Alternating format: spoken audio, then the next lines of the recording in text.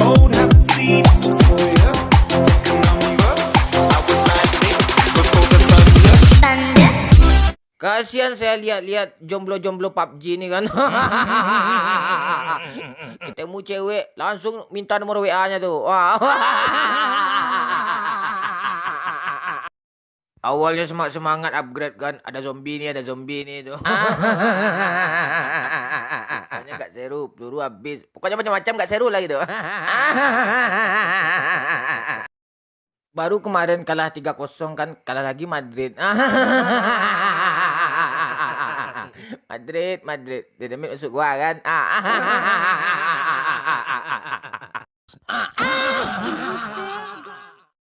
Sekilas info, sebelumnya Real Madrid kalah 0-3 di kandangnya oleh Barcelona.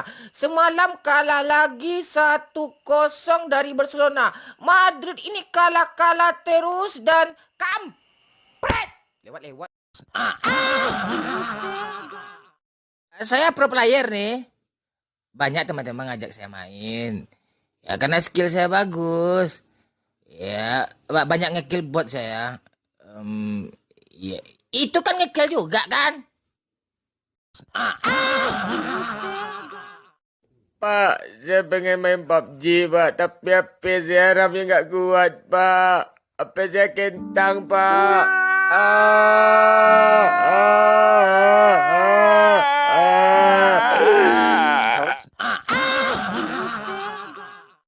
Dapat teman rakus sama loting-lotingan. Sisa-sisa aja tiap masuk rumah udah terbuka aja pintu semua. Gak dapat senjata satu pun. Teman-teman kampret aja semuanya. Password matilah ditembak. Saya gak ada senjata.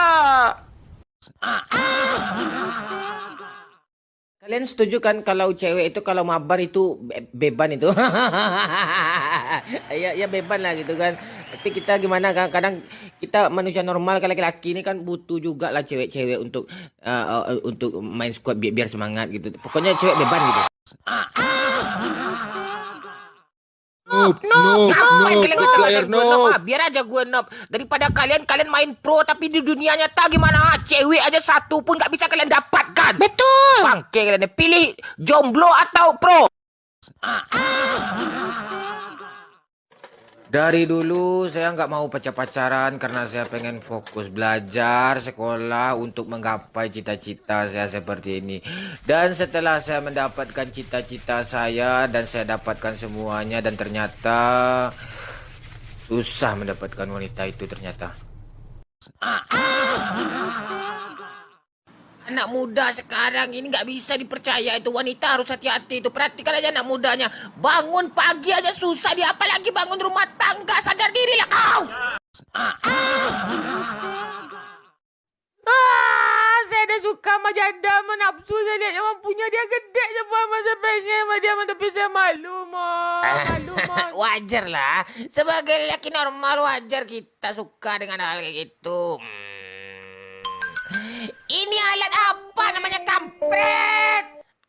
Dengan alat ini kita telepon dia, kita coba rayu-rayu dia kan. Biasanya janda itu mudah nafsuan itu. Ini. Tut. Lama kali dia angkat. Mungkin dia lagi mandi tuh, tunggu. Bentar. Ini dia angkat nih. Aku yakin di tahun ini aku akan menjomblo lagi. Kampret. Jomblo lagi. Kata orang perut gendut itu lambang kesuburan, lambang sejahtera. Aku suka.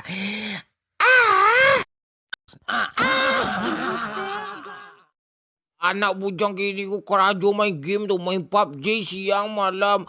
Ayo dong, mabar, chicken dinner. Itu sekarang jojo malam anak tanturan tuh lu orang kayak ara. Kalera aku mana duta, aku anak bujang. Macam mati lah aku kalau dia.